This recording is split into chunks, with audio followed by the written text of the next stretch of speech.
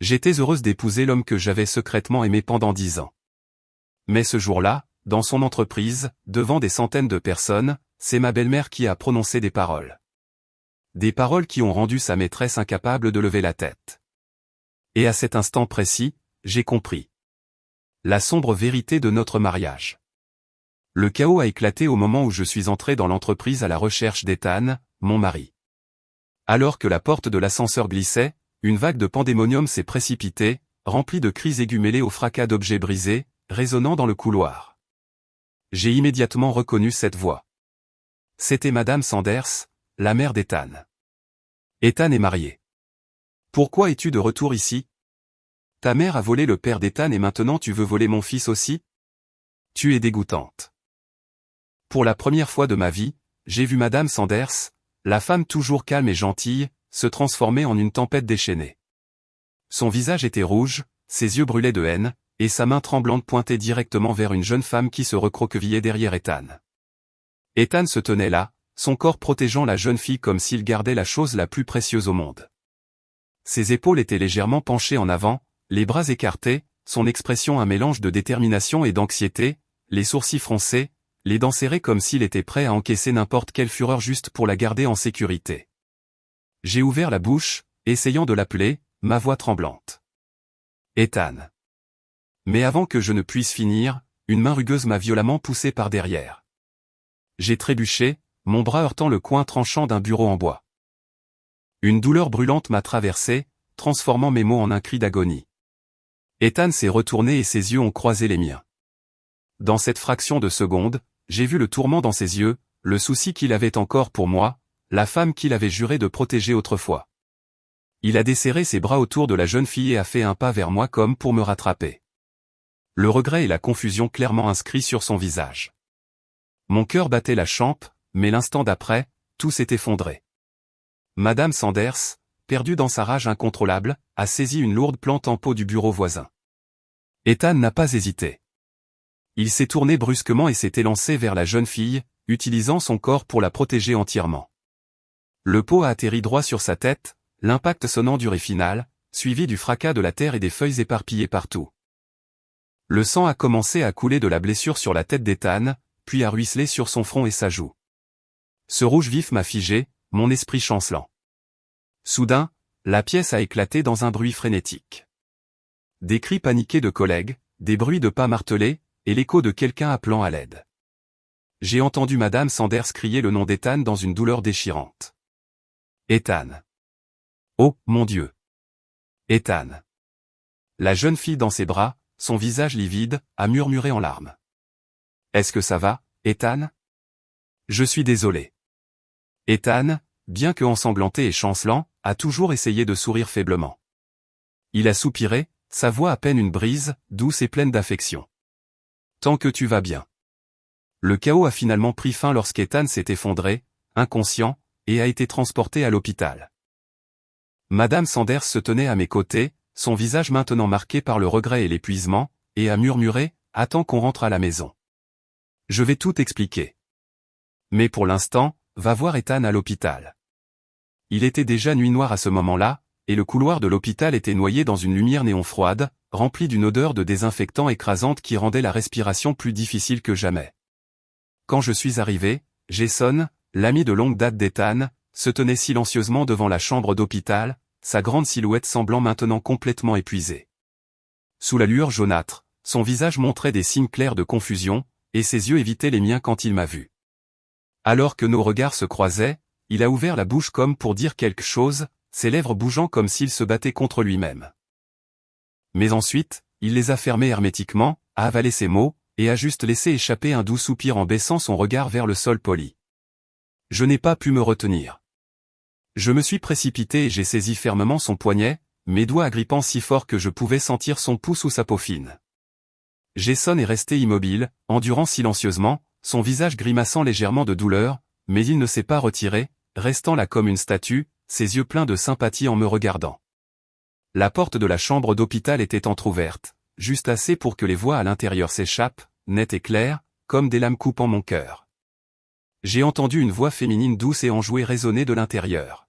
« Et c'est juste une bouchée, s'il te plaît. » J'ai appris à cuisiner juste pour toi. Sa voix était comme chérie, mais pour moi, elle ressemblait à une lame de rasoir, tranchant dans la douleur silencieuse que je portais. Ethan a répondu, sa voix soupirant profondément de fatigue. Vivant, tu n'es pas obligé. Mais avant qu'il ne puisse finir, une petite scie s'est brisée, fragile comme une fleur tremblant au vent. Je pouvais l'imaginer à travers la fissure de la porte. Elle assise au chevet du lit, les yeux brillants de larmes, les lèvres serrées, les épaules tremblantes, un portrait parfait de faiblesse qui donnait envie à n'importe qui de la protéger. Ethan n'a rien dit de plus, s'est contenté d'ouvrir la bouche docilement et d'avaler chaque cuillère qu'elle lui donnait. Jason a doucement tiré le bord de ma manche avec son autre main. J'ai lâché son poignet et j'ai regardé en bas. Sa peau était marquée, mon empreinte clairement visible. Je suis désolé, ai-je murmuré. Ce n'est rien, Claire. Elle est. Jason a bégayé, sa voix douce, hésitante, comme s'il essayait de trouver les bons mots qui ne me blesseraient pas davantage. Je sais. Les jeux interrompus, ma voix glaciale. Bien qu'à l'intérieur, je bouillais. Bien sûr que je savais. Je savais qu'elle était vivante. La femme qu'Ethan avait protégée de sa vie. Le fantôme du passé qui était revenu pour voler mon bonheur. Jason a marqué une pause, l'air surpris, la bouche légèrement ouverte, comme pour en dire plus. Mais ensuite, le son de la pièce s'est intensifié et a tout interrompu. Vivian semblait pleurer maintenant, ses sanglots montant en intensité. Tu t'es blessé à cause de moi. N'ai-je pas le droit de m'inquiéter pour toi? Ethan et elle étaient clairement amoureux. À l'intérieur, on entendait le doux bruissement de tissu comme si Ethan s'était assis, l'enlaçant, la serrant contre lui. La pièce s'est à nouveau calmée, juste des murmures maintenant, des murmures doux, des respirations partagées comme une chanson d'amour privée que je n'avais pas le choix d'entendre. Claire, a dit Jason mon nom doucement à nouveau. Ne pleure pas, a-t-il murmuré, sa main touchant légèrement mon épaule. Quand j'ai levé ma main à ma joue, les larmes étaient déjà tombées, chaudes et amères, glissant sur ma peau. Je pars maintenant, ai-je dit doucement, puis je me suis retourné et je suis parti. Chaque pas me donnait l'impression de traîner un ciel en ruine derrière moi. Il y a 3 ans, je me suis marié à Ethan dans un moment que j'ai cru être le summum du bonheur. À l'époque, je venais de rentrer d'études à l'étranger, portant les rêves de jeunesse et un cœur qui battait encore pour le garçon que j'avais secrètement aimé pendant 10 ans. Mes parents ont organisé une fête de bienvenue. Ethan est venu me chercher dans sa voiture argentée, ses mains agrippant fermement le volant, ses yeux montrant une lueur de timidité en me voyant monter dans la voiture. À l'intérieur de l'espace confiné, une douce musique instrumentale jouait à la radio, mais elle ne pouvait pas apaiser la gêne entre nous. 3 ans de séparation nous avaient rendus tous deux hésitants. Je me suis assise sur le siège passager, les doigts étroitement entrelacés, essayant de trouver quelque chose pour briser le silence. Comment va le travail, ai-je demandé, ma voix légèrement tremblante. Ethan a souri doucement, le coin de sa bouche se soulevant de la même manière espiègle qu'il avait quand il était enfant et qu'il me taquinait. Ça va. Et toi? Les études à l'étranger étaient amusantes? Nous avons échangé de petites conversations comme celle-ci. Quand la voiture s'est arrêtée, ma ceinture de sécurité s'est soudainement bloquée. Je l'ai tirée maladroitement, mon visage brûlant de gêne. Ethan a ri, un son chaud et grave qui m'a fait battre le cœur. Il s'est penché si près que j'ai pu sentir son souffle et la faible odeur de santal de sa chemise effleurant mon nez. « Laisse-moi t'aider », a-t-il dit doucement, ses mains libérant habilement la ceinture. Mon corps s'est raidi, mon cœur battait comme s'il allait sauter de ma poitrine. Quand il a levé les yeux, ses yeux ont croisé les miens, profonds et chaleureux. « Pourquoi nous sentons-nous comme des étrangers, Claire ?» Il a tendu la main et m'a ébouriffé les cheveux, un geste doux et familier. « Tu n'as pas dit que tu voulais m'épouser quand nous étions petites ?» Les taquineries d'Ethan m'ont fait rougir le visage. J'ai baissé la tête, essayant de cacher mon sourire timide, mais le sentiment surréaliste m'a envahi pendant toute la fête. Sous les lumières scintillantes du salon, entouré d'une foule animée, Ethan s'est approché avec un bouquet de roses rouges flamboyantes, ses yeux pétillants comme des galaxies. Devant nos deux familles, il s'est agenouillé, la voix tremblante mais sincère. « J'ai enfin attendu ton retour, Claire. » Je suis resté là, me sentant comme si je vivais un rêve d'adolescente que j'avais joué dans ma tête 1000 fois. Le bonheur écrasant me convainquant que j'étais la fille la plus chanceuse du monde. La vie après le mariage était aussi douce qu'une chanson d'amour. Les nuits où il restait éveillé à me tenir quand j'étais malade. La façon dont il se souvenait toujours que j'aimais mon café. Sans sucre mais avec une touche de cannelle. Je pensais que s'il me traitait si bien, je devais être meilleur avec lui pour chérir cet homme incroyable. Mais je n'avais aucune idée que tous ces gestes affectueux n'étaient pas destinés qu'à moi. Ils avaient été soigneusement façonnés au fil du temps, non pas à cause de moi, mais pour quelqu'un d'autre. Vivant. Si mon ami n'était pas tombé par hasard sur ce poste et ne me l'avait pas montré, j'aurais peut-être été trompé toute ma vie. Une confession anonyme que j'aurais souhaité ne jamais avoir lue. Les mots étaient comme des lames, tranchant toutes les illusions que j'avais sur mon bonheur. L'écrivain, dont je savais au fond de moi que c'était Ethan, parlait de son amour pour la fille de la maîtresse de mon père, vivant. Il avait écrit « Je sais que c'est mal, mais je ne contrôle pas mon cœur. » Ma mère l'a découvert. Elle n'a pas approuvé et a même menacé de se suicider pour nous forcer à rompre. Je ne voulais pas blesser ma mère, mais je ne voulais pas la blesser non plus. Les commentaires en dessous ont jeté du sel sur la plaie. Es-tu fou? Ta mère a dû avoir le cœur brisé. Quand quelqu'un a posé une question sur Vivien, il a répondu « Nous avons rompu ». Mais ma mère s'inquiète toujours. Elle me fait pression pour que je me marie rapidement. La fille cadette de la voisine revient d'études à l'étranger, et sa mère a dit qu'elle m'aimait beaucoup. J'ai senti de la glace dans ma poitrine en lisant cela. La fille cadette de la voisine, c'était moi, Claire. Ethan n'a pas proposé par amour, mais par pression de sa mère pour la rendre heureuse. Le poste s'est terminé le 14 juillet 2022, le jour de mon mariage. Pendant que j'étais assise dans ma chambre portant une magnifique robe de mariée, délicatement maquillée, mon cœur débordant de joie à l'idée d'épouser l'homme que j'avais aimé pendant 10 ans, Ethan a répondu à une dernière question. Qu'en est-il de l'autre fille? L'aimes-tu toujours? Il a écrit « Oui ». À partir de ce moment, chaque souvenir d'Ethan s'est tordu pour devenir autre chose. J'étais juste un substitut, un choix sûr pour faire plaisir à sa mère, tandis que son cœur appartenait toujours à une autre fille. Cette nuit-là, Ethan est rentré très tard.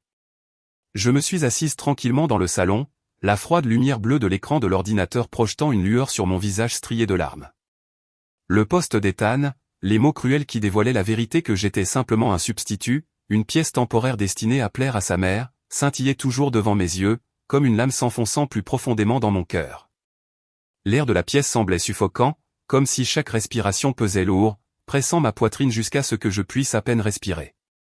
Je me suis levé et je me suis traîné jusqu'au petit jardin en contrebas, espérant que l'air frais de la nuit m'aiderait à me calmer.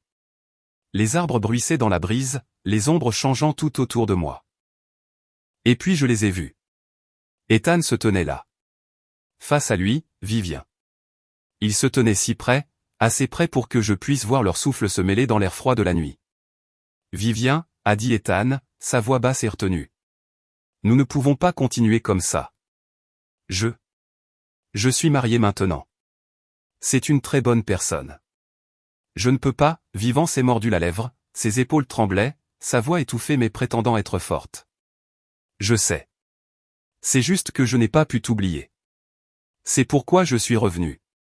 Travailler dans ton entreprise, pouvoir te voir tous les jours, c'est plus que suffisant pour moi. Elle a marqué une pause, sa voix devenant désordonnée, presque un murmure. Ethan, je vais me tenir à ma place. Au moment où Vivien a éclaté en sanglots, ses joues mouillées de larmes tombant, j'ai vu la douleur dans les yeux d'Ethan. Ses yeux, autrefois brillants et chaleureux, étaient maintenant remplis de conflits. Il n'a même pas eu le temps de réfléchir, mais sa main s'est déplacée instinctivement, tendant la main pour la tirer dans ses bras, la tenant fermement comme s'il voulait apaiser leur douleur à tous les deux. Ce geste m'a blessé plus que tout car quand je pleurais, il me tenait aussi comme ça, essuyant mes larmes. Le vent hurlait dans le jardin, amèrement froid. Mais je pouvais encore entendre le son de mon cœur se brisant, chaque morceau dentelé me poignardant la poitrine. Je suis resté là, caché dans le noir, à les regarder s'embrasser. Ce jour-là, j'ai traversé une tempête d'émotions.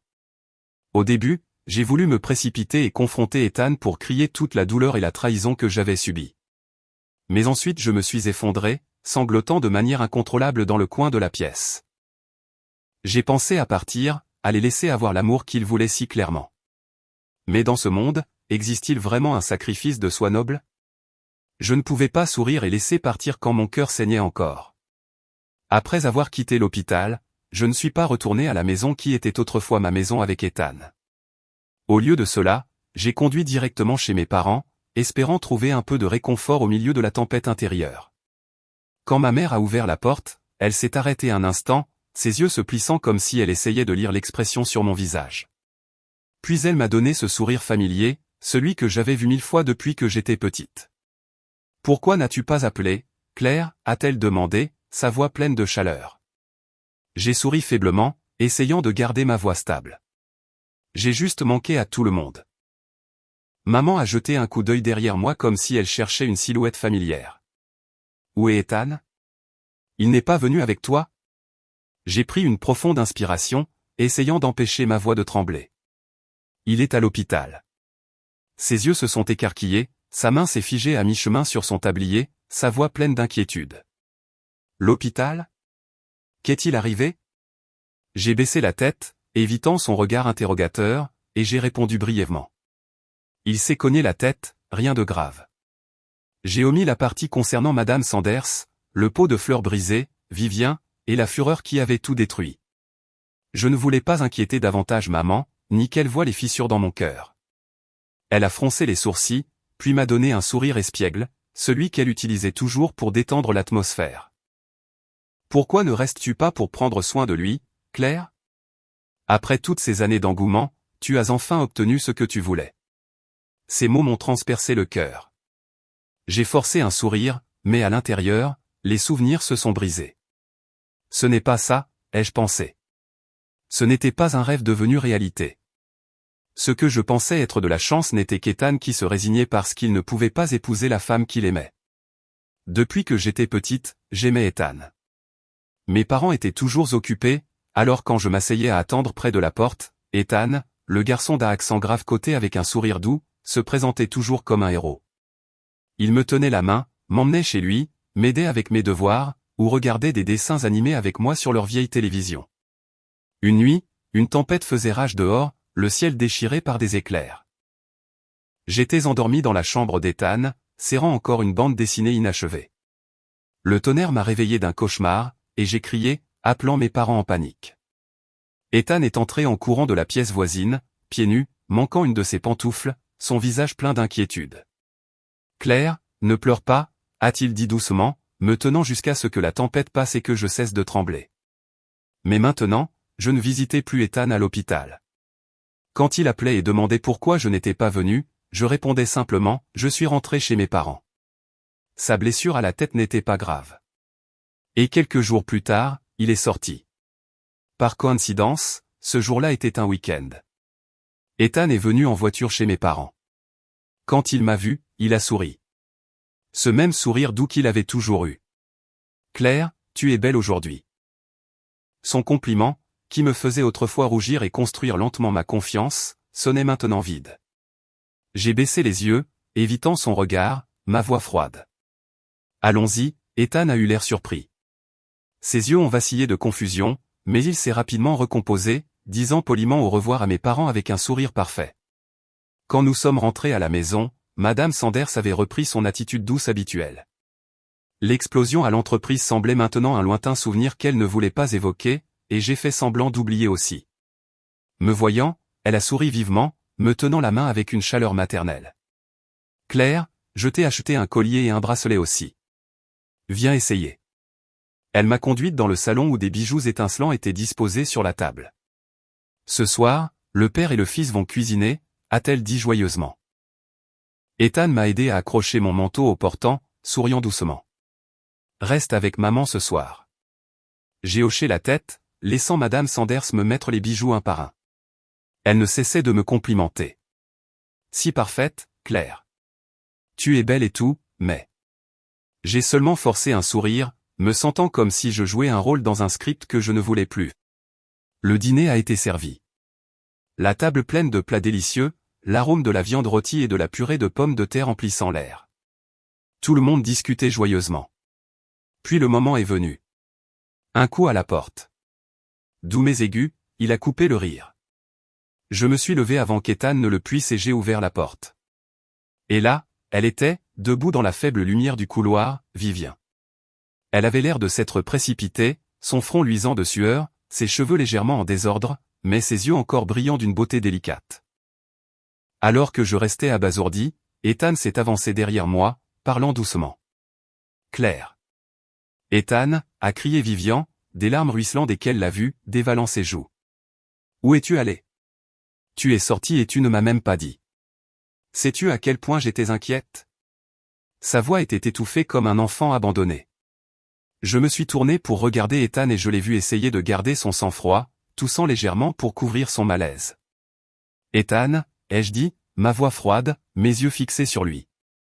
Qui est-elle? Ethan n'a pas répondu, ses lèvres serrées, ses yeux évitant les miens.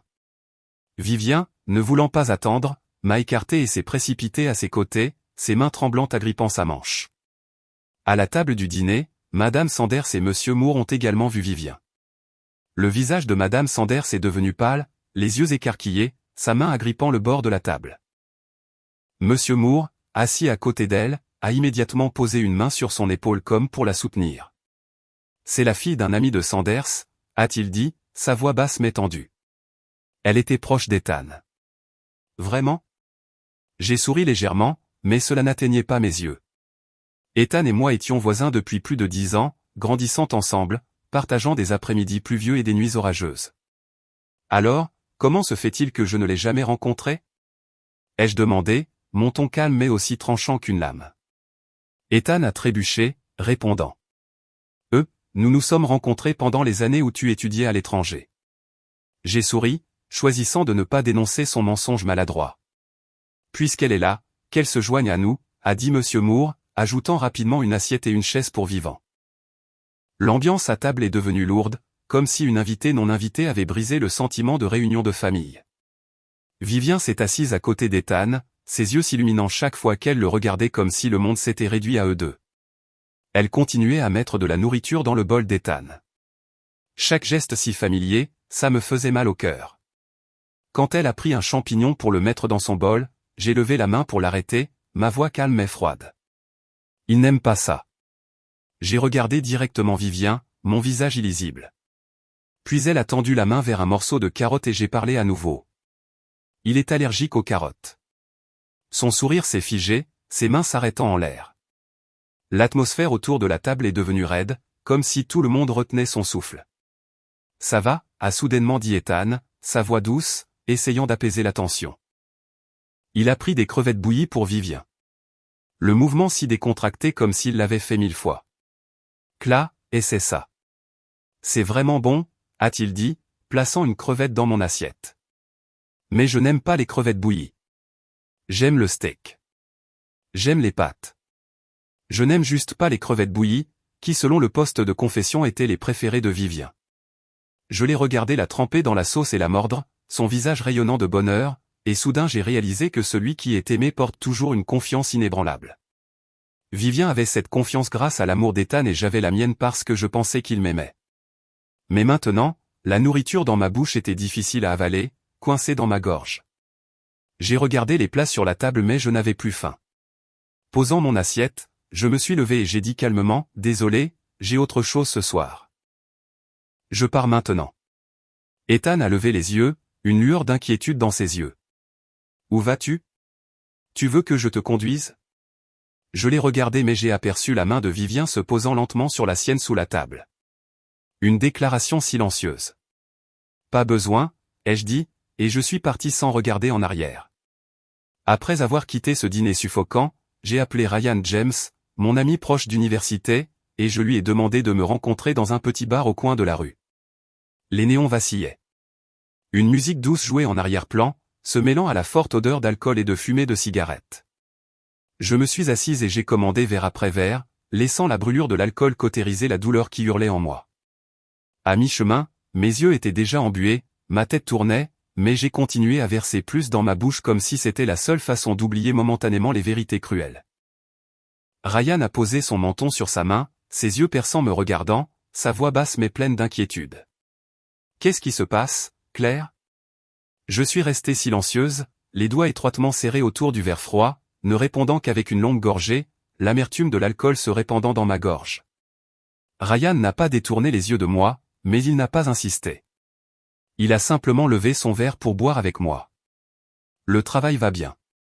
Tu es belle et ton mari est quelqu'un que tu aimes depuis des années, a-t-il dit, moitié taquin, moitié significatif. Claire, avec tout ça. Qu'est-ce qui pourrait bien te déranger? Je voulais crier, tout déverser sur Vivien, sur la trahison d'Ethan, mais les mots se sont bloqués dans ma gorge. J'ai seulement secoué la tête et continué à boire, laissant l'alcool noyer mes pensées chaotiques. Finalement, je me suis retrouvé à serrer la cuvette des toilettes dans la salle de bain, vomissant 2 fois. Mon corps tremblait, mon esprit embrumé. Je ne savais plus rien, jusqu'à ce que Ryan appelle Ethan pour venir me chercher. Quand Ethan est apparu à l'entrée du bar, je me tenais sous un lampadaire, oscillant comme une marionnette de bois. Au moment où je l'ai vu, mes larmes ont coulé automatiquement, roulant chaudes et salées sur mes joues. Ethan s'est figé, ses yeux éclairant une touche de panique. Il a rapidement sorti des mouchoirs de sa poche, s'est approché et a doucement essuyé les larmes de mon visage. Son toucher était tendre, familier, comme toutes ces fois où il me réconfortait auparavant. Je n'ai pas résisté, le regardant simplement fixement, mon esprit embrumé par l'alcool, la voix tremblante. Tu ressembles beaucoup au gars que j'aime. Ethan a gloussé, son rire s'épanouissant comme une fleur nocturne, radieux mais fragile. Ah oui? Comment s'appelle-t-il? A-t-il demandé, sa voix chaleureuse comme s'il jouait avec un enfant. J'ai levé les yeux vers lui, la lumière au-dessus rendant ses cheveux en désordre presque translucide. Ethan, ai-je murmuré, ma voix se brisant à travers l'alcool. Tu savais? Je l'aime depuis très longtemps. Très, très, très longtemps. Mais je n'ai jamais osé le lui dire. Ethan a incliné la tête, une lueur de surprise dans ses yeux. Combien de temps et très longtemps, ai-je murmuré, comptant sur mes doigts, les doigts tremblants à cause de l'alcool, recomptant encore et encore avant de dire enfin, 10 ans. Ses yeux se sont figés, ce beau visage s'est raidi en un instant. Tu ne me crois pas, ai-je demandé, ma voix soudainement plus forte, teintée de la frustration d'un ivrogne. J'ai déverrouillé maladroitement mon téléphone, tapant mal le mot de passe plusieurs fois avant d'ouvrir enfin un album privé, celui qui contenait tous les souvenirs que j'avais cachés pendant des années. J'ai pointé une photo. Ma voix étranglée. Ici, regarde celle-ci. Je l'ai trouvée sur le site web de l'école. Sur la photo, Ethan courait vers la ligne d'arrivée lors d'une course de fond, la sueur brillant sur son front, son sourire radieux. J'ai zoomé, pointant un petit coin où j'étais pressé par la foule. Il courait. Je voulais l'encourager, mais il y avait trop de monde. Je ne pouvais pas passer. J'ai ri, mais c'était amer. Heureusement, j'ai trouvé cette photo sur le site de l'école plus tard. Il ne m'aimait pas, mais au moins nous apparaissions dans le même cadre. J'ai fait glisser vers une autre photo, et celle-ci aussi. C'était mon 10e anniversaire. Ethan est venu pour célébrer. Il portait un petit costume. Je portais une robe à froufrou. Et nous deux nous tenions la main, faisant une routine idiote pour les adultes. Plus tard, j'ai fait de cela mon arrière-plan de profil. Je disais, ma voix s'adoucissant. Les amis disaient que j'étais mignonne enfant. Je me suis toujours demandé s'ils l'avaient jamais vu. Devrais-je mentir et dire que c'est à cause de la photo ou dire honnêtement que c'est parce que je l'aimais? Mais il n'a jamais remarqué. Je continuais de parler. Les souvenirs d'il y a 10 ans étaient encore clairs, comme s'ils s'étaient produits hier. Chaque histoire était une pièce du puzzle de mon amour unilatéral, gravée au plus profond de mon cœur. Finalement, j'ai arrêté, ma gorge sèche et rauque, incapable de parler davantage. Ethan s'est soudainement avancé et m'a enlacé. Son étreinte était chaleureuse, et à travers les couches de nos vêtements, je pouvais sentir son cœur battre, fort mais chaotique. Il m'a tenu fermement, ses mains légèrement tremblantes, son murmure à mon oreille humide d'émotion. Je t'aime, Claire. Je t'aime vraiment. Je suis resté dans ses bras, mes larmes séchées, le vent froid me rendant lentement sobre. J'ai levé les yeux vers la lumière blanche et vive au-dessus, mon cœur lourd. Après un long silence, j'ai finalement murmuré, « Tu es un menteur, Ethan. » Le lendemain matin, je me suis réveillé avec un mal de tête qui donnait l'impression que quelqu'un martelait mes tempes. Ethan est apparu à la porte de la chambre, rangé dans une chemise blanche impeccable, sa voix douce. « Claire, j'ai préparé le petit déjeuner pour toi. » Je me suis frotté les tempes, n'ai pas répondu, me suis simplement lavé le visage tranquillement, et je me suis assise à table. Le petit déjeuner avait été soigneusement préparé.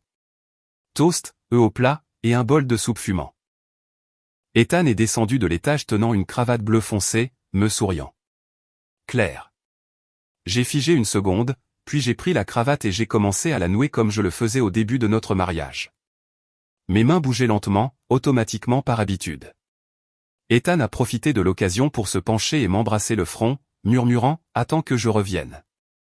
Et avant que je puisse réagir, Ethan était déjà sorti de la maison. Peu de temps après, mon téléphone a buzzé. Un numéro inconnu s'est allumé sur l'écran. J'ai hésité, mon doigt planant au-dessus du bouton de réponse, mon cœur rempli de suspicion, mais j'ai quand même décroché. La voix à l'autre bout était douce mais douloureusement familière. « Vivien ? Claire, pouvons-nous nous rencontrer ?» a-t-elle demandé, sa voix calme et teintée d'urgence, comme si elle avait peur que je dise non. J'ai accepté. Même si dans ma tête j'avais déjà imaginé 1000 scénarios, des mots froids, des demandes arrogantes, ou peut-être même le smuniès de quelqu'un qui sait qu'elle est celle qu'on aime. Je pensais qu'elle dirait comme dans un roman cliché, « Il ne m'aime que moi », ou demanderait que je me retire. Mais non, rien ne s'est passé comme je l'attendais. Je suis arrivé au petit café que Vivien avait choisi, niché dans un coin de rue calme, où des lumières jaunes douces brillaient des lanternes suspendues. Elle était déjà là, assise près de la fenêtre, la lumière du soleil filtrant à travers le verre sur son visage, faisant ressortir sa peau lisse et pâle et ses yeux brillants. Elle portait une simple robe blanche, ses cheveux détachés, semblant aussi fragile qu'une fleur sur le point de se briser. Quand elle m'a vu, elle s'est levée et a offert un faible sourire, mais il n'atteignait pas ses yeux.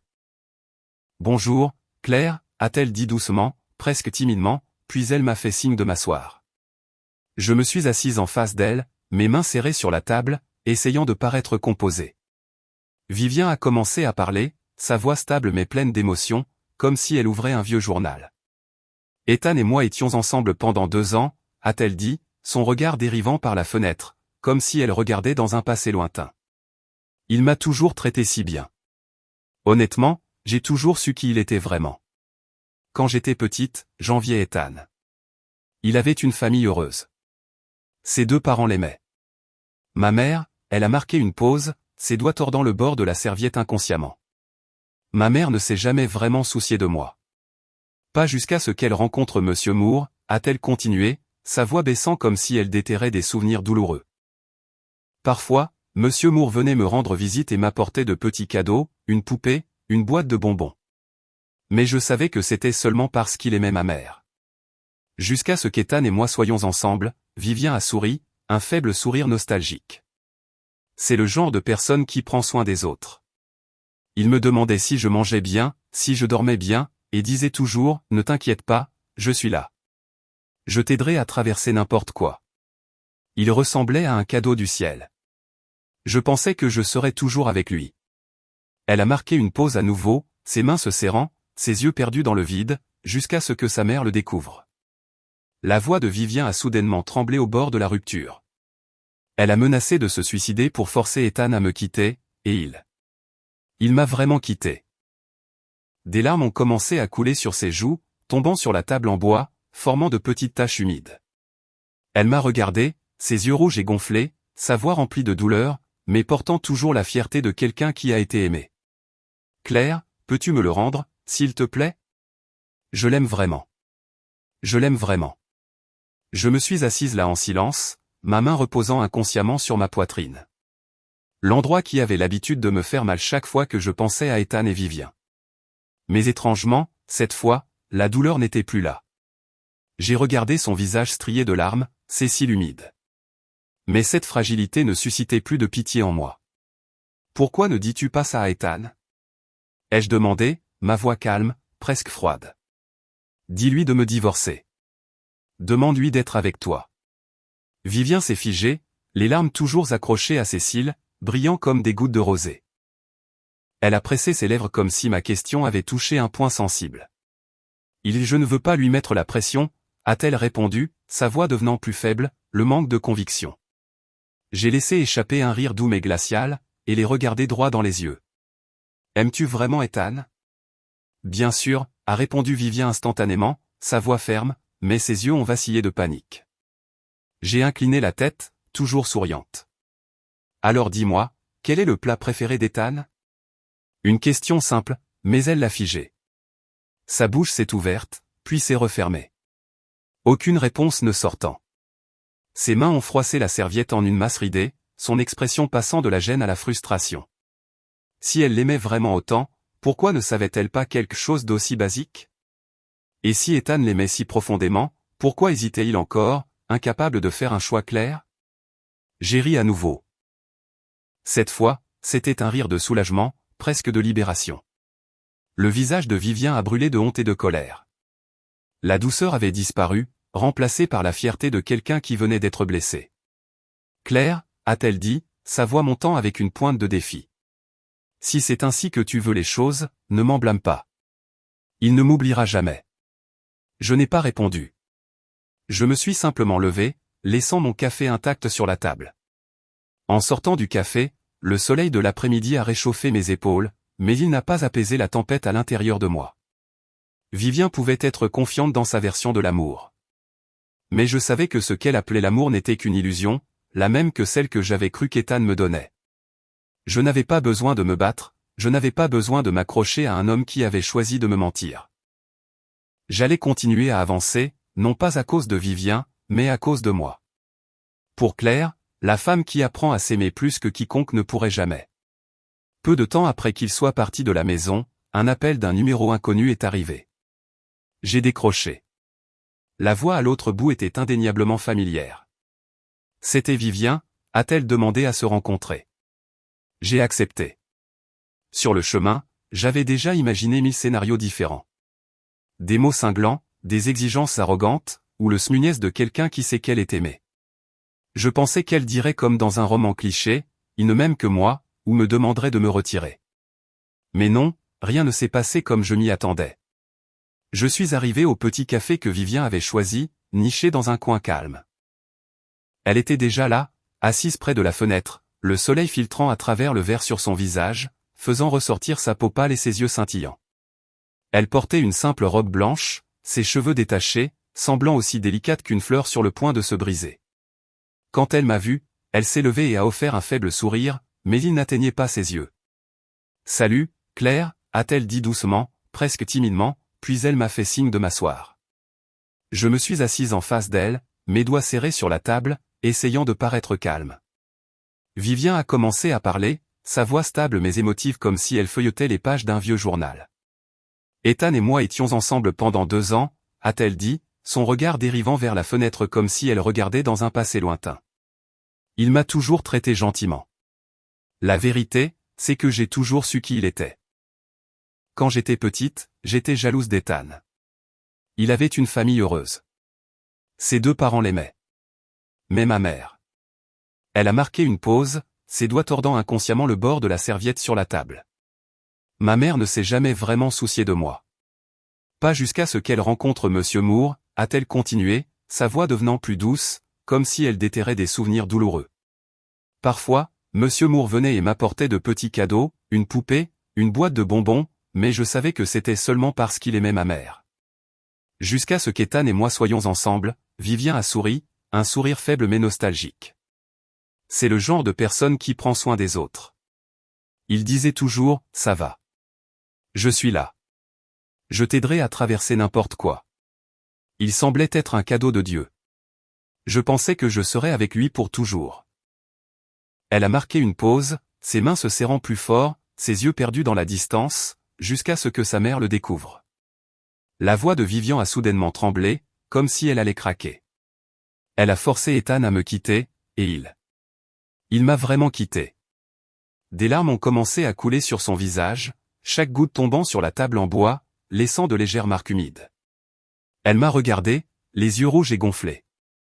Sa voix était douloureuse, mais portait toujours la fierté de quelqu'un qui a été aimé. « Claire, pourrais-tu me le rendre, s'il te plaît ? Je l'aime vraiment. Je l'aime vraiment. » Je me suis assise là en silence, ma main portée instinctivement à ma poitrine où mon cœur avait l'habitude de faire mal chaque fois que je pensais à Ethan et Vivien. Mais étrangement, cette fois, je n'ai plus ressenti la douleur. J'ai regardé son visage trempé de larmes, ses cils humides, mais sa fragilité ne m'a pas ému. « Pourquoi ne dis-tu pas ça à Ethan ?» ai-je demandé, ma voix calme, presque froide. « Dis-lui de me divorcer. Demande-lui d'être avec toi. Vivant s'est figée, les larmes toujours accrochées à ses cils. Elle a serré ses lèvres comme si ma question avait touché une corde sensible. Je ne veux pas lui compliquer la tâche, a-t-elle répondu, sa voix s'estompant, manquant de conviction. J'ai laissé échapper un rire doux et aigu, croisant son regard. Aimes-tu vraiment Ethan? Bien sûr, a répondu Vivien rapidement, sa voix ferme, mais une lueur de panique a traversé ses yeux. J'ai incliné la tête, toujours souriante. Alors dis-moi, quel est le plat préféré d'Ethan? Une question simple, mais elle l'a paralysé. Sa bouche s'est ouverte, puis s'est refermée, aucune réponse ne s'échappant. Ses mains ont froissé la serviette en une masse ridée, et son expression est passée de l'embarras à la frustration. Si elle l'aimait vraiment autant, pourquoi ne savait-elle pas quelque chose d'aussi basique? Et si Ethan l'aimait si profondément, pourquoi hésitait-il encore, incapable de choisir une voie claire? J'ai souri. Cette fois, un sourire détendu, presque libérateur. La honte et la colère étaient inscrites sur le visage de Vivant. Sa fragilité précédente avait disparu, remplacée par la fierté blessée de quelqu'un qui venait de perdre son avantage. Claire, a-t-elle dit, sa voix montant, teintée de défi. Si c'est comme ça, ne m'en blâme pas. Il ne m'oubliera jamais. Je n'ai pas répondu. Je me suis simplement levé et suis parti. En sortant du café, la lumière du soleil de l'après-midi a réchauffé mes épaules. Douce, mais pas assez pour calmer la tempête à l'intérieur de moi. Vivant pouvait s'accrocher à la confiance de sa version de l'amour, mais je savais que ce qu'elle appelait l'amour n'était qu'une illusion. Le même genre que je croyais autrefois qu'Ethan me donnait. Je n'avais pas besoin de rivaliser, je n'avais pas besoin de m'accrocher à un homme qui avait choisi de me mentir. J'allais continuer à avancer, non pas à cause de Vivant, mais à cause de moi. Après le travail, Ethan est rentré tard, ses lourds pas résonnant dans le couloir sombre. Une légère odeur de parfum s'accrochait à sa chemise. Douce mais piquante. La même odeur que j'avais autrefois sentie sur Vivant. Je me suis recroquevillé sur le canapé, serrant un oreiller, mes yeux fixés sur l'écran de télévision. La scène montrait la protagoniste se tenant devant le protagoniste masculin, sa voix tremblant en demandant « M'aimes-tu » L'homme a fait un pas en arrière, ses yeux évitant les siens. J'ai jeté un coup d'œil à Ethan.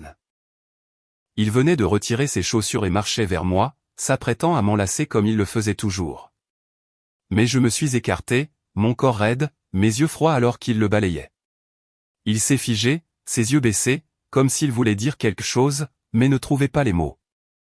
Ethan, ai-je dit, ma voix sérieuse, comme si je nous ramenais tous les deux à une époque où tout était encore simple. Je croyais autrefois que si je me mariais un jour, ce serait avec quelqu'un que j'aimais vraiment. Ethan a souri, un sourire doux mais forcé. Il s'est penché et m'a soudainement soulevé du canapé, ses bras forts mais prudents comme s'il avait peur de me blesser. Il a levé les yeux vers moi, son regard révérencieux. Claire, a-t-il dit, sa voix chaude et basse. Je suis déjà marié à la femme que j'aime. J'ai baissé les yeux, n'ai rien dit, mon cœur se serrant comme s'il était pressé par une main invisible. Vivien n'a jamais vraiment quitté nos vies. Peu importe combien Ethan essayait de maintenir les apparences, elle ne devenait que plus audacieuse. Une nuit, le téléphone d'Ethan a sonné au milieu de la nuit, les sons aigus traversant mes rêves à demi endormis. J'ai ouvert les yeux pour le voir se rhabiller à la hâte. Mouvement précipité, mais délibérément silencieux. Quand il s'est rendu compte que j'étais réveillé, une lueur de culpabilité a traversé son visage. Désolé, Claire. Je t'ai réveillé? Quelque chose d'urgent s'est présenté. Va te rendormir. J'ai hoché la tête, restant immobile en le regardant disparaître derrière la porte. La porte du bas a claqué. Mais je l'avais entendu. La voix douce et impuissante de Vivien a résonné à travers le haut-parleur juste avant qu'Ethan ne puisse l'éteindre. Mo, j'ai tellement peur. Quelqu'un frappait à ma fenêtre. Peux-tu venir? Je suis toute seule. J'ai vraiment peur que quelqu'un veuille me faire du mal. Sa voix tremblait comme un enfant implorant de l'aide, mais je savais que les vrais enfants appelleraient la police s'ils étaient en danger. Vivien a appelé le mari d'une autre femme. Je suis resté là, les yeux grands ouverts dans le noir, tout sommeil disparu. Les prévisions annonçaient de la neige aujourd'hui, la première chute de neige de la saison. Et j'avais prévu un dîner avec Ethan, espérant qu'un moment paisible pourrait sauver ce qui restait. Mais quand je suis passé à son bureau pendant le déjeuner, il avait l'air mal à l'aise, ses yeux décalés. Claire, a-t-il dit avec hésitation. J'ai une réunion avec un client ce soir. Je ne pourrai peut-être pas venir. J'ai hoché la tête, la voix fraîche. Ça va. Ethan a souri, mais j'ai attrapé le regard de soulagement qui a traversé son visage comme si un poids venait d'être levé. Je viendrai te chercher plus tard. Où allez-vous? Je lui ai donné l'adresse, puis je me suis détourné, ne voulant plus regarder dans ses yeux. Je suis allé au restaurant sur la place de la ville avec ses grandes fenêtres vitrées donnant sur la rue. Une musique de piano flottait dans le hall, douce comme l'eau qui coule, se mêlant à la douce lumière dorée. J'ai rencontré Daniel Reed, un vieil ami de nos années d'études à l'étranger. Et bien que des années se soient écoulées, nous avons discuté facilement, comme si le temps n'avait pas passé. Daniel a ri, racontant des histoires de l'époque, tandis que je forçais un sourire, mon cœur lourd. En soirée, la neige a commencé à tomber, de purs flocons blancs dérivant devant les fenêtres. Daniel a souri, excité. De retour au pays, juste à temps pour la première neige. Ma chance est incroyable. J'ai souri et j'ai regardé la place où des couples se promenaient main dans la main, rayonnant sous les lampadaires. Une fille audacieuse s'est penchée et a embrassé son petit ami sous la neige qui tombait, et je me suis figé, tout mon corps devenant de glace. Mon cœur a sauté un battement quand j'ai reconnu cette silhouette familière. Qu'est-ce qu'il y a demandé Daniel, suivant mon regard. Quand elle a repéré le couple qui s'embrassait, elle a souri et a taquiné. On dit que les couples qui s'embrassent lors de la première chute de neige resteront heureux pour toujours. Claire, tu penses à ton mari? C'est gentil de ta part d'être venue ce soir même si c'est si romantique. Je n'ai pas répondu, continuant de regarder le couple. Ils se sont séparés, puis sont partis bras dessus, bras dessous dans la neige, comme quelque chose sorti d'un tableau. Un long moment s'est écoulé avant que je ne parle, ma voix. C'est mon mari. Daniel s'est figé, le sourire s'est figé sur son visage, mais je n'ai pas expliqué davantage. J'ai simplement demandé l'addition. Pendant que j'étais en voyage d'affaires, mon téléphone s'est rempli d'appels manqués et de messages non lus d'Ethan. À en juger par l'heure, il était tôt le matin chez nous. Dans le passé, il paniquait quand il ne pouvait pas me joindre, appelant sans arrêt jusqu'à ce que je réponde. Mais cette fois, je n'ai pas eu envie de répondre. Après m'être séparé de Daniel et avoir urgemment demandé le voyage, j'avais pratiquement fui. Pas de valise, pas de vraie planification, juste le besoin désespéré de m'échapper. 10 jours, peut-être un demi-mois. Je ne serai pas de retour. J'ai finalement répondu au message d'Ethan. Je suis en voyage d'affaires. Il a répondu immédiatement. Bien. Reviens bientôt. Mais Vivien a été plus rapide que je ne m'y attendais. Le lendemain, elle m'a envoyé une photo, enroulée dans une serviette, debout devant le miroir de ma salle de bain, un sourire confiant sur le visage. J'ai rapidement sauvegardé l'image avant qu'elle ne puisse la supprimer. Elle était accompagnée d'une légende. Ne gaspille pas ton énergie. Je ne demanderai jamais le divorce. J'ai regardé la photo. Mon cœur était de glace, mais il ne faisait plus mal. Vivien pouvait être confiante, mais je n'étais plus la femme qui s'effondrait à cause de ses provocations. Plus de 2 semaines plus tard, lorsque le projet s'est terminé, j'ai pris l'avion pour rentrer chez moi. Ethan est venu à l'aéroport, toujours aussi beau, toujours souriant doucement, mais entre nous se trouvait un mur, épais et invisible. Sur le chemin du retour, il a parlé sans arrêt, essayant de combler le silence, mais je répondais à peine, mes yeux sur mon téléphone, répondant aux messages de mes collègues. Claire, a-t-il dit avec hésitation. Est-ce que quelque chose se passe avec toi ces derniers temps? J'étais sur le point de répondre quand son téléphone a sonné fort et aigu. Peut-être qu'il l'avait accidentellement laissé sur haut-parleur car la voix de Vivien a éclaté dans le petit espace de la voiture, légèrement ivre, collante et douce. Ethan, je suis au bar. J'ai peut-être trop bu. Peux-tu venir me chercher? Un gars me regarde fixement. J'ai levé les yeux et j'ai rencontré le regard d'Ethan dans le rétroviseur. Son visage était tendu, ses lèvres serrées, essayant clairement de trouver une explication.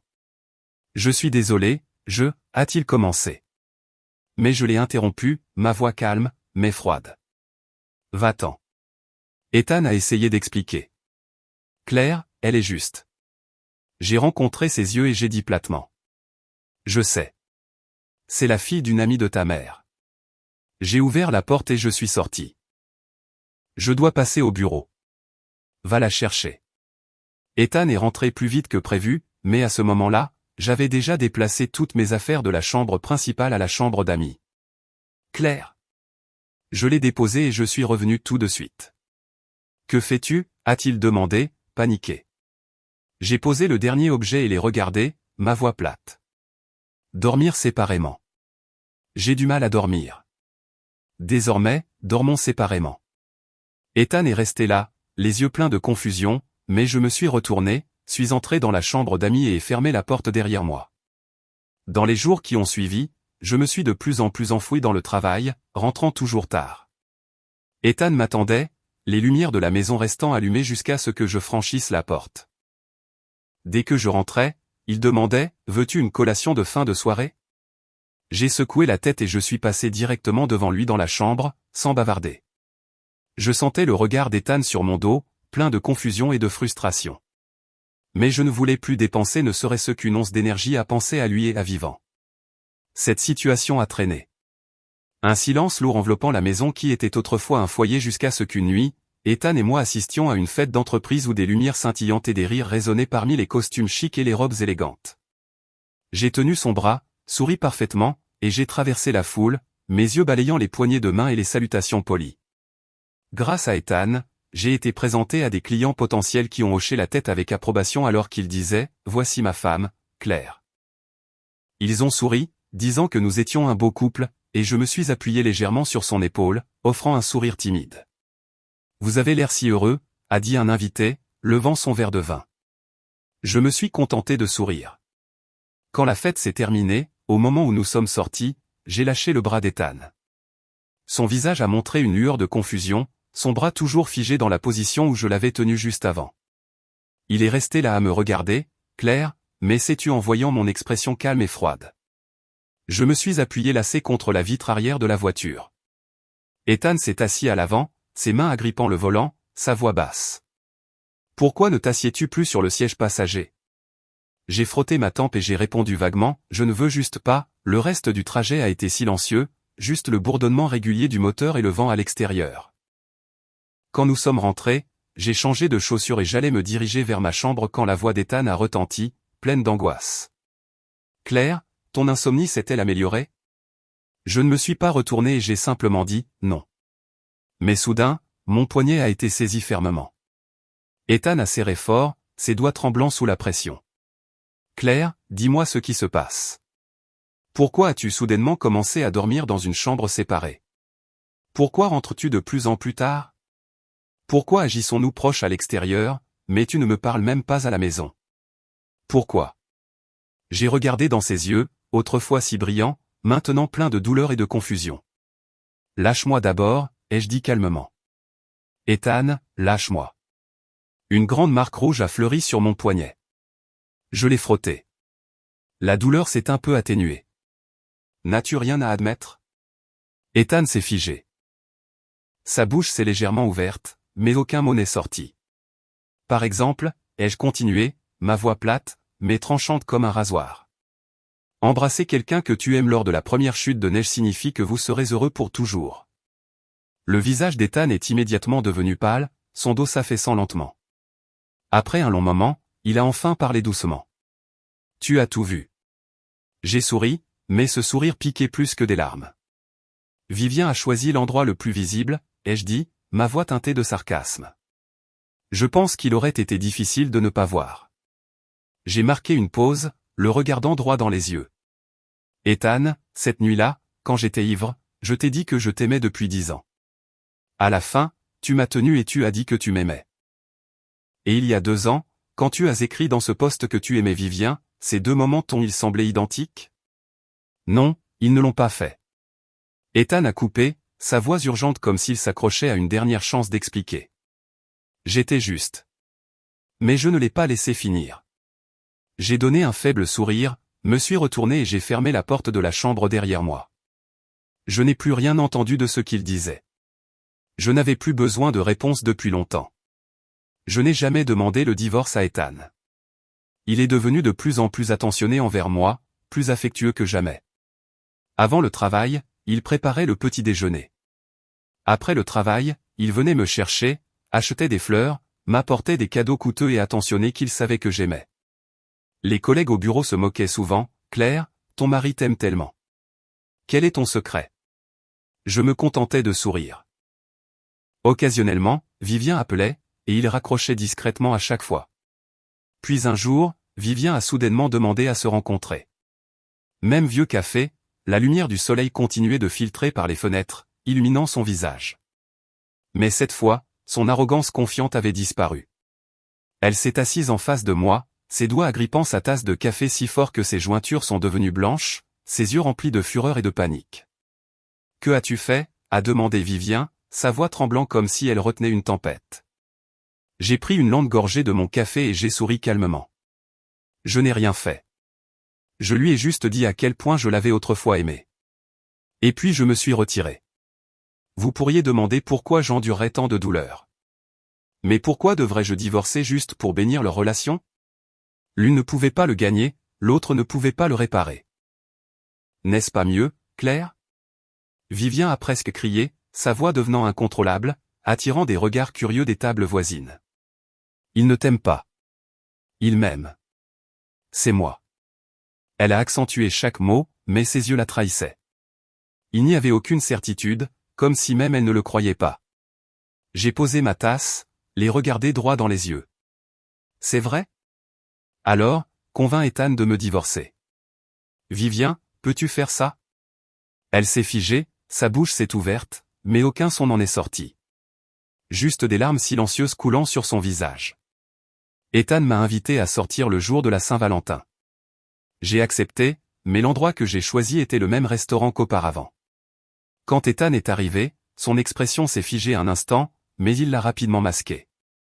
Il a placé une boîte cadeau devant moi. Je l'ai vue l'autre jour. J'ai pensé qu'elle te conviendrait vraiment. Je l'ai ouverte pour trouver un collier de diamants roses étincelants. Luxueux, exquis. Merci, ai-je dit platement. Désolé, j'ai été trop occupé ces derniers temps. Je ne t'ai rien offert. Ça va.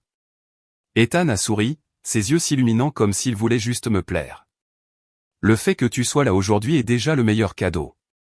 Mais avant qu'il ne puisse finir, un verre de vin rouge s'est soudainement renversé sur lui. Sa chemise blanche tachée de taches, des gouttes de vin coulant de ses cheveux. J'ai levé mon téléphone et j'ai tourné la caméra vers la personne en face de nous. Ethan. Le verre de vin est tombé de la main de Vivien et s'est brisé. Sa voix était aiguë, douloureuse. Tu passes la Saint-Valentin avec elle? Pourquoi n'as-tu pas répondu à mes messages? Est-ce que tu l'aimes vraiment maintenant? Ethan n'a pas répondu. Il s'est simplement levé, a pris une serviette du serveur et a commencé à essuyer le vin de son visage. Son mouvement lent, tendu. Autour de nous, une foule curieuse s'était rassemblée, les murmures s'amplifiant. Je suis restée assise, sans expression, comme si je regardais une pièce qui n'avait rien à voir avec moi. Désolé. Ethan s'est tourné vers moi, sa voix basse. Claire, c'était inattendu. Ne te fâche pas. Je te rattraperai. Mais Vivien ne l'a pas laissé finir. Elle s'est tournée vers moi, les yeux injectés de sang, sa voix tremblant de rage. Claire, tu as planifié ça, n'est-ce pas? Tu m'as envoyé un texto exprès. Tu m'as mise en colère. M'as amené ici. M'a humilié exprès. Sa fureur a grandi. Soudain, elle a saisi une bouteille de vin de la table voisine et me l'a lancée. En un éclair, Ethan s'est jeté devant moi, me protégeant de son corps. Le son du verre se brisant contre son épaule a retenti vivement, faisant halter tout le monde. Il m'a serré dans ses bras. Je pouvais entendre son cœur battre, mais mon visage est resté vide. Le personnel a maîtrisé Vivien, ses mains toujours en l'air, son visage pâle. Ethan s'est retourné et l'a violemment repoussé. Vivien, c'est ma femme. La foule a halté. J'ai entendu quelqu'un murmurer que Vivien était folle. Comment une maîtresse osait-elle faire une scène devant la femme? Vivien a regardé Ethan, stupéfaite, jusqu'à ce que le personnel la raccompagne dehors, laissant derrière elle un désordre. Je n'avais plus d'appétit. Ethan avait l'air débraillé. Nous sommes partis en attendant la voiture. Ethan s'est excusé. Je t'ai invité et j'ai fini par te faire vivre ça. Si tu as le temps, demain, nous pourrions. Je ne suis pas libre demain, les jeux interrompus. L'air s'est épaissi instantanément. J'ai rembobiné le clip vidéo que je venais d'enregistrer. Quand j'ai levé les yeux, j'ai trouvé Ethan qui me regardait toujours, la tache de vin sur sa chemise toujours foncée, ses cheveux humides, ses beaux yeux à peine ouverts, son regard gonflé et vacillant comme une lumière brisée. J'ai remarqué que le coin de son œil était devenu rouge. Sa voix s'est craquelée et a tremblé. « Pourquoi n'es-tu pas en colère ? Je connais Ethan depuis plus de 20 ans, je le poursuis depuis plus de 10 ans. Il avait toujours été calme, posé, fiable, comme un grand frère stable. Il a fait un pas en avant, m'a doucement tenu le poignet, mais n'a pas osé utiliser la force. Son ombre se profilait. Il était comme une tour de verre sur le point de s'effondrer. Elle a dit que tu lui avais donné l'adresse. Claire, pourquoi n'es-tu pas en colère ? Crie sur moi. Dis-moi. Dis ce que tu veux. Je te donnerai tout. Je te supplie. Il a posé sa tête sur mon épaule. J'ai senti qu'elle devenait humide. Claire. N'importe quoi. Ne sois pas silencieuse comme ça. Son souffle chaud a glissé le long de mon col, portant cette odeur familière. Il m'a tenu si fort comme s'il avait peur que je disparaisse. Le vent de fin d'hiver était mordant, mais je suis resté immobile, rigide comme un bloc de bois. Ethan n'a pas lâché, attendant que je parle, mais je suis restée silencieuse. Je n'avais plus rien à dire, car l'amour que j'avais pour lui avait déjà disparu. Le lendemain, Ethan s'est levé tôt comme si rien ne s'était passé la nuit précédente. Il a préparé soigneusement le petit déjeuner. L'odeur remplissait la cuisine, mais je me suis précipité hors de la maison sans manger, lui donnant seulement un bref signe de tête quand il a demandé « Tu ne vas pas manger un petit quelque chose ?» Quand je suis arrivé au bureau, une livraison de petit déjeuner est arrivée. Une jolie boîte en carton avec le logo de mon restaurant préféré. Une collègue est entrée, ses yeux s'illuminant en voyant la boîte. « Claire, ça sent incroyablement bon. » J'ai souri et j'ai fait glisser la boîte vers elle. Elle a poussé un cri, me remerciant sans cesse. Mais alors qu'elle s'approchait, elle a remarqué une petite note collée à la boîte. L'écriture d'Ethan, nette et douce. « Claire, assure-toi de bien manger. Ne va pas avoir faim. » Elle a ouvert la bouche pour dire quelque chose, mais j'ai rapidement arraché la note, les froissé et les jeté à la poubelle. Elle est restée silencieuse, s'est assise et a mangé en silence, ses yeux un peu curieux, mais trop prudents pour demander. Après le travail, Ethan m'attendait déjà à la porte de l'entreprise, sa voiture noire élégante garée juste à l'entrée, attirant quelques regards admiratifs de la part de ses collègues. J'ai dit au revoir à chacun d'eux un par un, puis je suis monté à l'arrière de la voiture. Ethan s'est retourné et m'a tendu une bouteille chaude de thé au gingembre. « Tu semblais tousser hier soir. » Je l'ai prise et l'ai posée négligemment près de la portière de la voiture. « Merci. » Nous avons agi comme si de rien n'était, gardant une surface paisible jusqu'à ce que nous rentrions à la maison. Quand nous sommes arrivés, je suis sorti et je me suis dirigé droit vers la porte d'entrée sans attendre Ethan. Il n'a pas suivi immédiatement. Ce n'est qu'à la porte que j'ai entendu ses pas lents derrière moi, tenant la tasse thermique que j'avais laissée dans la voiture. « Désolé », ai-je dit froidement. « J'ai oublié. » Ethan n'a pas répondu, s'est simplement tenu en bas des marches, me regardant.